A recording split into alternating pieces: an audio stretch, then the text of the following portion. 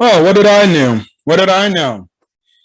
The Bears, who typically do good against the Vikings, can't even do anything against a pretty average to below average Minnesota Vikings team that absolutely sucks. Kirk Cousins only needed 87 yards passing to beat you guys.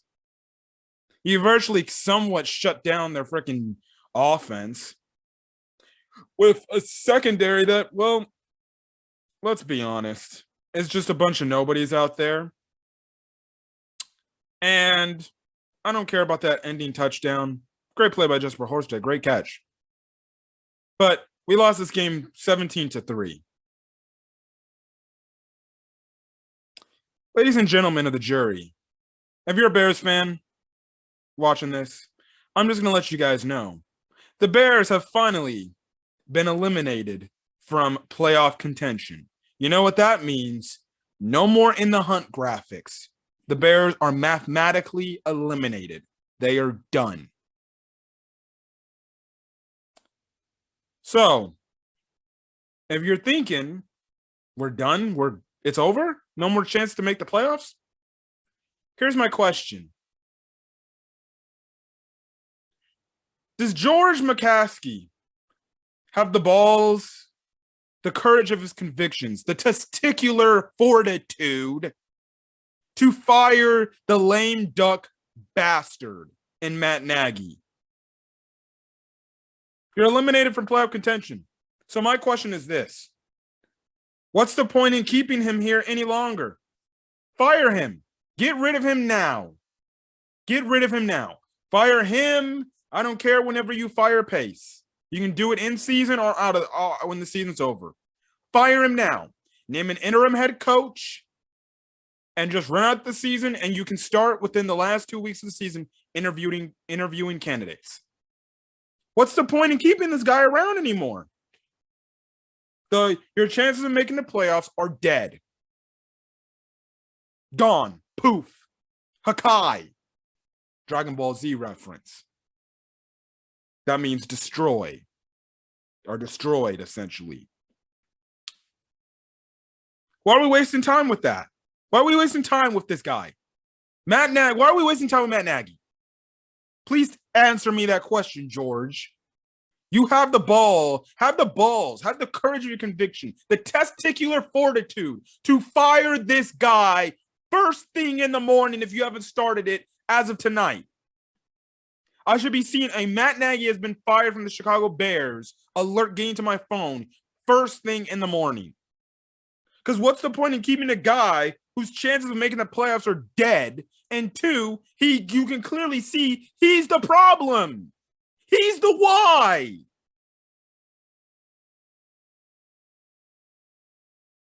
I know Justin Fields didn't have the best game, and you can say he sucked tonight. I've been a Justin Fields fan, and I will admit, I didn't think Justin Fields had his best game, and I think he did suck tonight. There were things like the screen sack he took that he almost fumbled on that he can't take. He's got to realize that quick and throw it down at the defender's feet if he's got nothing open. He's got to cover up the ball or get down and slide before opposing teams just punch the ball out and give him a peanut punch. And then guess what? He loses the ball. Yes, he holds the ball on for way too long. And sometimes he needs to do it. Sometimes if he ain't got nothing deep, check it down to the option route. Whether it's the running back or if it's a tight end running a 5-yard out. Honestly, I'd rather have him look short to long passing. If the short pass isn't there for now, then you can look for the long play. The more he matures and gets older and playing in the NFL, he'll understand, okay, if I need to quickly take a look at that deep pass, I can do that. And then check it right down to a receiver in the flats. But all these people, whether they're Bear fans or other fans, saying that Justin Fields gets too much credit and too much, relief of the blame, and he should be getting blamed. The fact that he's not as overhyped. He's not as good as everybody says. I don't care. You can clearly see Matt Nagy has some sort of de-irritative effect on Justin Fields to where he's not progressing like we all expect him to do. We saw this with Trubisky. That 2018 year when, guess what? Mitch was progressing and he was doing good. And it's like, okay, after 2018, yes, we end the way we didn't end. But guess what? 2019 seems like it'd be in the future. If Mitch can take that next step and at least be a quarterback that can get us somewhere and be just a quarterback that gets us out of harm's way. I'm not saying he's going to be the guy, but guess what? We're in a solid enough position led by a coach like him. And what happened with Mitch Trubisky in 2019? He regressed beyond belief. 2020, he regressed even further and he was benched. Whether you feel how you feel about his benching or whatever you feel, I don't care. Matt Nagy has clearly had the ineptitude. When he brought in Nick Foles, his offense doesn't move at all. His offense sucks. Same with Andy bum-ass Dalton. His offense doesn't work. So I ask you, why are we keeping this guy, McCaskey? Why are we keeping this guy, George?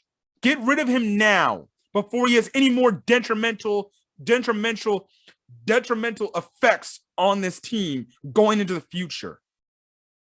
Cut him loose before he makes Justin have bad habits leaking into the 2022 season.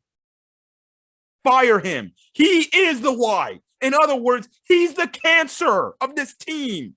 If you're telling me you can beat a cancer and you can extract that cancer and it's right there, would you not go get that surgery done to extract that cancer? Matt Nagy is the cancer of this Bears team. It's not the main problem, but in terms of the coaching staff, he's a cancer to it because his coaching staff sucks. He sucks at his job and he can't do anything. Did you see how long it took him to finally throw that challenge flag? That was pathetic. And it's great time now. He finally yells up in the referee's face when the referees are literally butt effing him the entire night of this game. And he finally gets up in their face and is willing to take a freaking unsportsmanlike conduct penalty. Oh, really? We could have used that back in the Steelers game. Another thing that pisses me off. Now he's going for it on fourth down whenever he wants to. When we need to go for it on fourth down. We could have used that weeks ago when there was actually a chance to somewhat save your season. But instead, you want to become a coward. And in those moments, all those weeks ago, always punt the ball or kick a field goal. But this week, when you got nothing to lose and you got one game, if you lose, you're out of playoff contention. All of a sudden, I'll go for a dang near every time we have a chance to put the ball in the end zone. His play calling is anemic. That 4th and 1, instead of just lining up in under center, on I formation, it was some sort of weird play action, which wasn't a play action, that nobody on the team knew what the hell this was going, and it ends up being stuffed.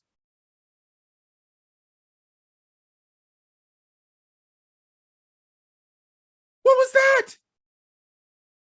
Justin Fields is rolling, going down the field when maybe there's a sliver of a chance to somehow score a touchdown, get back in this game, get a stop, and get back in this game.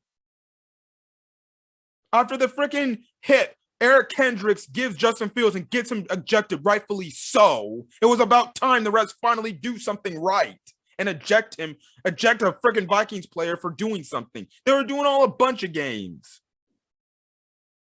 A bunch of times in this game. What does he do after that? He presumably runs David Montgomery from the shotgun while Justin Fields that entire time was throwing dimes, was in a roll. He was rolling. He was in a rhythm. And one run killed that. Gets stuffed. And guess what? 4 down, couple downs later, we can't get into the end zone. And we don't fail to convert on 4th down. Because Matt Nagy had to kill Justin Fields' rhythm he was already in. Because he's sabotaging him. He's sabotaging Justin. I don't care if you don't believe that point. but he's sabotaging Justin to try to prove some sort of sick point that Andy should have been the starter this entire time. He puts Justin at a disadvantage, and it's obvious. I don't care what anybody says. Get this man away from Justin, and I swear to God, Justin Fields may not play crazy better, but he'll play substantially better to where you can see improvements being made, and the coaching staff isn't the ones holding him back.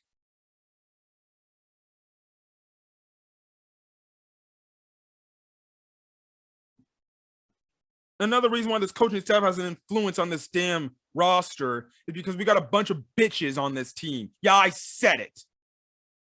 Justin Fields takes a friggin' hit out of bounds from a Vikings player. No flag thrown. No idea why. The refs were terrible this game. You can't even freaking knock the ball out with your damn elbow and freaking not get called for an unsportsmanlike conduct penalty. Matt Nagy should have been ejected way before the game was over because the freaking refs were literally screwing the Bears over. For some reason, we got the Packers versus Bears referees in a Vikings Bears game in Chicago. The refs were coming up with all these BS freaking calls and crap like that, and pulling rabbits out of their hats, saying, "Well, this happened, unsportsmanlike conduct. Yeah, unsportsmanlike conduct on Tyler Gibson. You know, we're just talking to somebody. Yeah, hit the rabbit, hit the rabbit." And as I'm going back to my comment saying some of these players are bitches on this team, is Justin Fields takes a hit out of bounds. And the only lineman that goes over there to stand up for his quarterback, the guy that's supposed to be the future of this Bears team, is Tevin Jenkins, who, mind you, yeah, he started off not so good with a few penalties. But guess what? I thought Tevin Jenkins played a much better game than he did in the Packers game. Goes to show you, the game just practicing to start helped him. And guess what? He played a much better game tonight than he did last night. Continuing this point, Tevin Jenkins is the only guy willing to get up in a Vikings place and say, "Don't hit my fucking quarterback. Don't touch him." But you got bitches like Germain Ifedi getting up in Tevin Jenkins' face saying, "We don't do that. Don't do that." Shut up, you bitch ass Germain Ifedi. I don't care if I get freaking canceled on Twitter. He's a freaking coward. You do not do that. You do not let another freaking team hit your quarterback like that out of bounds. And you're not the first people to come up in there. You're the big tough dogs in the front on the line who's supposed to be there for your quarterback when he gets hit. Now we see why the line never, ever, ever goes for their quarterback and protects them like they should. Because they're a bunch of cowards raised by Matt Nagy. Because Matt Nagy's too happy, buddy with the freaking referees. To the point they want to stand up for their guy. I applaud Tevin Jenkins for what he did. You don't let an opposing team let your quarterback get hit like that. And I don't care. You have a penalty, a 15-yard penalty, you take. Because guess what? That shows you my linemen's out there to protect my quarterback. You want to know why? Justin Fields is going to have more. Justin Fields is going to see that, and he's going to be like, Tevin Jenkins got my back. I know he's got my back. You other guys, Sam Mustipher, Germain Ifedi, James Daniels, and Cody Whitehair, you don't have my back. Where were those? Where were the other linemen other than Tevin Jenkins? They were nowhere. They walked off, and they were all cowards because they don't want to be the tough, gritty guys that gets in people's faces and stands up and protects their freaking quarterback of the future. Your freaking future left tackle of the future was the guy that wants to have Justin Fields back. And all you other cowards on the line, that's why you guys always get your guys pushed back into Justin Fields, and Justin Fields is running for his life because you're a bunch of cowards. You got no toughness. You got no balls because this coaching staff has no balls itself.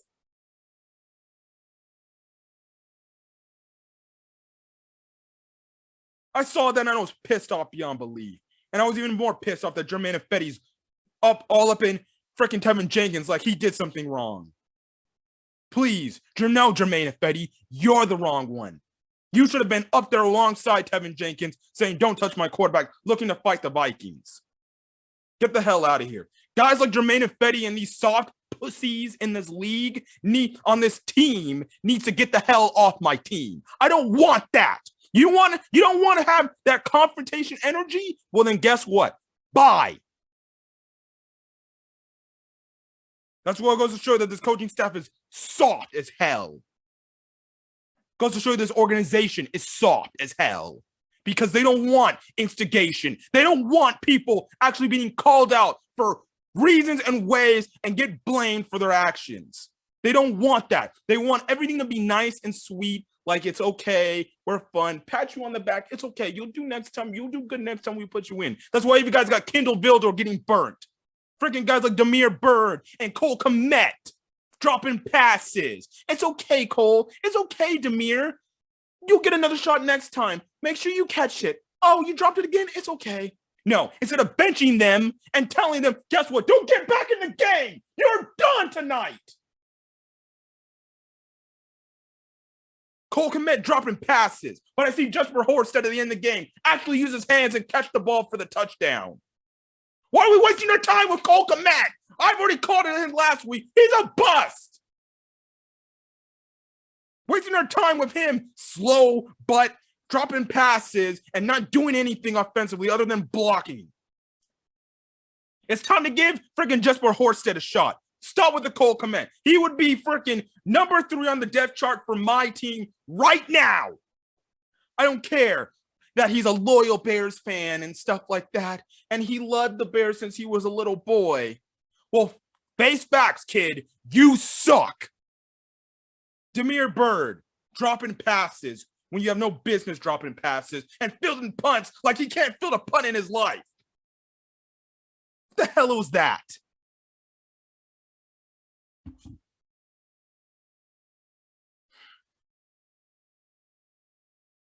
It's bad. It's bad. And we can't beat a mediocre Vikings team. That was embarrassing.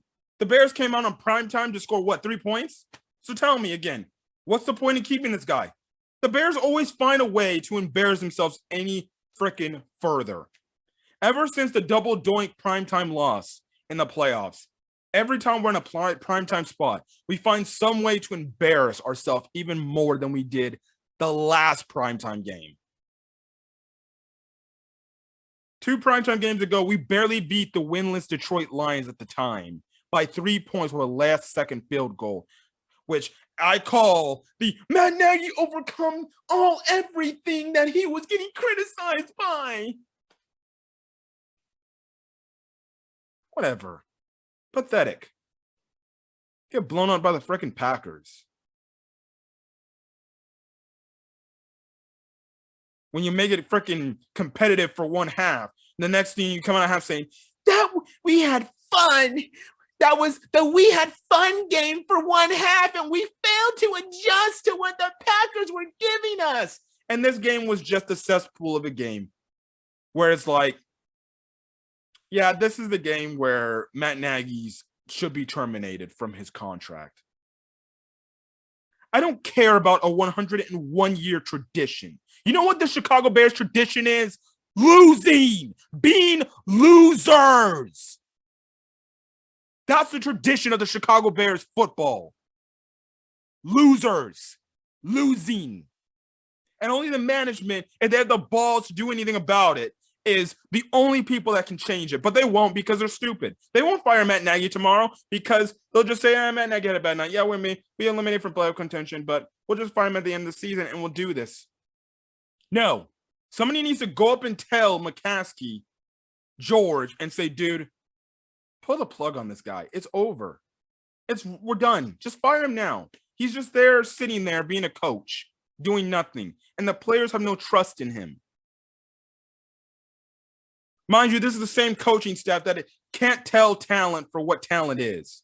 They'll refuse to bench guys like Demir Bird and Cole Kmet for their lack of production. Well, I'm seeing Thomas Graham Jr., rookie coming off the practice squad, taking advantage of an opportunity given to him because of dang near everybody in that secondary being lost.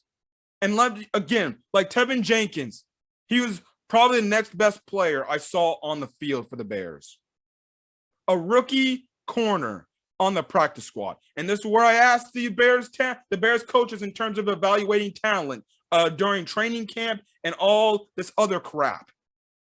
You're telling me we had a corner that could actually play some pretty solid enough defense on his own, and he's sitting on the practice squad?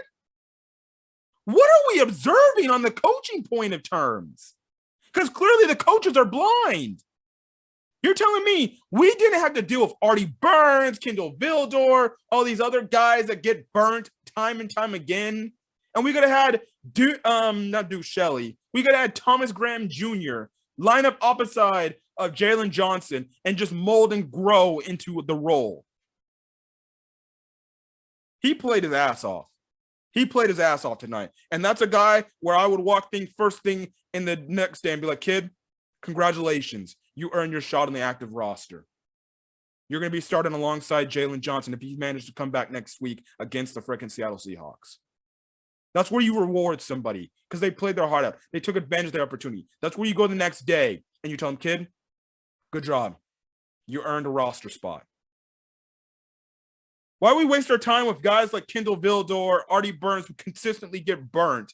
But I haven't seen one thing of Thomas Graham Jr. in this one game, and he did not get torched. He held his own for the most part, and he made nice, effective tackles too.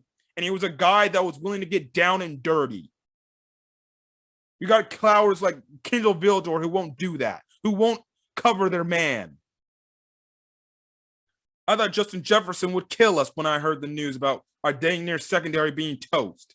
And guess what? Sean Desai actually did a solid job. He gave the Bears a chance to win this game. But his offense, but on the offense side of the ball, guess what? They couldn't do anything because Matt Nagy's ineptitude. Listen, like I said, just because I'm giving my props to Sean Desai doesn't mean anything. There's many times early in that game, Sean Desai was still like, the first defensive drive, you start double covering Justin Jefferson, and the next drive, the Vikings get the ball. Well, guess what?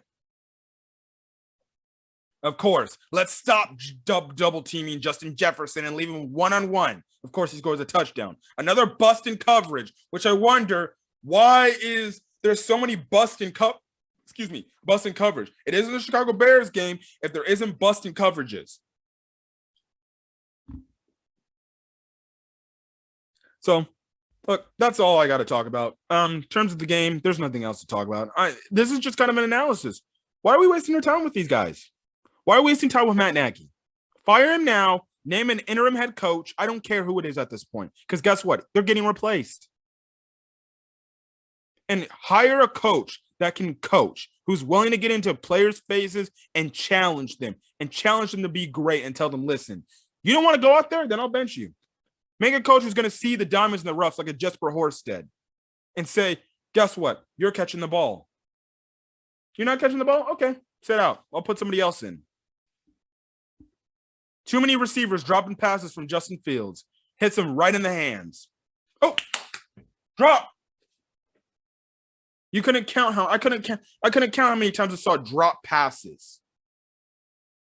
That was not doing your rookie quarterback any favors. If you're dropping passes, it's already bad enough. The freaking, head coach is sabotaging him. Don't sabotage Justin Fields any further by dropping passes. Help your young rookie quarterback out. But like I said, these guys, Matt Nagy's coaching staff, his era of football isn't confronting players. It's about finding who the scapegoat is. So guess what? Matt Nagy can't get blamed. But guess what? Now that Matt Nagy's ran out of ideas, he's ran out of scapegoats to run out of town, he's got nothing left. So I asked the Bears organization, why is he still employed? He should be fired first thing in the morning. Get it over with. So many Bear fans would be overjoyed to hear him fired. It's probably just the same, deep of breath that Jaguar fans are taking now that Urban Meyer's fired. So stop wasting our time. Who gives a fuck about 101-year tradition of not firing a head coach? Break tradition and have the courage of your conviction to get rid of this guy. He is a cancer to this football team, and it's going to continue to persist till you finally get rid of him. And then you get rid of his little in-closet buddy, Ryan Pace, who always gets to hide. He made an appearance on the broadcast a few times tonight, and guess what? You go fire Ryan Pace from his little basement in Chicago where he hides in, and you tell him and Matt Nagy, get the hell out of Chicago, pack your bags, get out of the state or the borders of Illinois. You're not allowed back here. Matt Nagy can go run off back to his little freaking D-sucking friend and Andy Reid and go somehow make their offense worse, hopefully. Ryan Pace can go find himself a new GM job where he can then go waste away draft pick compensation and give teams crazy over-the-top contracts that ends up putting you in a cap situation. I'm done. No, I'm done saying I'm done. Whatever. I'm just sick and tired of this crap. Stop delaying I've said it before and I'll say it again. Stop delaying the inevitable. Because it's only going to happen. Stop doing it. You're only leading to the firing of Matt Nagy. Just do it now and get it over with. Stop delaying the inevitable. You're just wasting Bear fans' time. Do it now and get it over with. I'm telling you.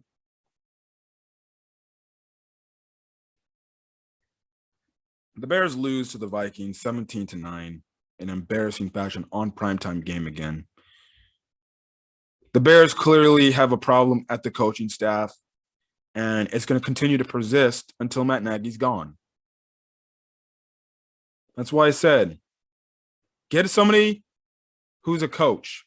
Get somebody who's a head coach, has head coaching experience, who knows how to manage personalities and who knows how to hold people accountable and not have people get unsportsmanlike conduct penalties, who will discipline their players, who will bench them for players not showing up and playing like they should be. Mike Tomlin benched Chase Claypool against this same Minnesota Vikings team because guess what? He wasn't playing like he should be, and he still stinks up the joint. Mike Tomlin had the courage of his conviction, his balls, to sit his first-round wide receiver pick down and say, you're not getting into that game till I say you can.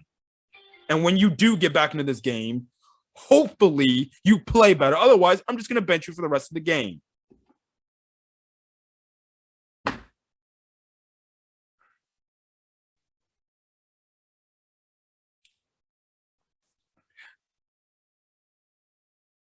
But no, nobody on the Bears staff will do that because they're too much of cowards to do it. You know what? I'm done with this regime. This regime needs to be done first thing in the morning. And guess what? The McCaskeys are only making themselves look even worse in this situation. They just don't fire him now. Stop doing it. And I don't understand. The McCaskeys like to make money, right? You do know if you put a competitive team out there, you make tons and millions and much more money there if you put a competitive team on the field. You make tens of thousands of more dollars with a more competitive team that consistently is in playoff contention. And hell, you make a Super Bowl and you win it all. You make butt tons of money. That's good business. Why don't they see that? Bear fans give too much damn heart, soul, and damn near just energy and time to this team. The Blackhawks can be good and win Stanley Cups. The White Sox can be good and win World Series. The Chicago Cubs can go on another drought for years, win a World Series again. The Bulls can go on a series where they're winning chips again. But who is the number one team in Chicago? The Chicago Sky, who recently won a chip. The women's basketball team recently won a championship. But the one factor in the city of Chicago is this. Yeah, they're all great teams in their own right, and we all support those teams. I'm not a fan of most of those teams. I'm a fan of other teams outside the Chicago markets. I support the other teams. But the number one team that everybody in unity comes to cheer on, that hopes that we'll get out of this stuff and we'll make that breakout year and we'll be good. We'll be good for a few years, not just that one outlier a year. We'll be good for multiple years. It's the Chicago Bears. That's the one team, each and every one of these fans wears these jerseys, wear the hats, dress up as the mascot, Stanley. Freaking put our energy, effort, time, soul into the Chicago Bears. The charter franchise of the league. And we get let down time and time again by this ineptitude of a management staff and an ownership that fails to address the problems and rather worry about making dollars, being making $4 million or $1 billion instead of that, when they can find a way to turn this ship around, be good, and turn that $4 million profit into a $6 million profit, because you're competing for playoff spots. You're competing for Super Bowl champions. And guess what? Your product is good enough to support. And you actually are a team that isn't living in the 1920s. You're a team that lives in the frickin' 21st century, 2022. I'm sick and tired of this crap.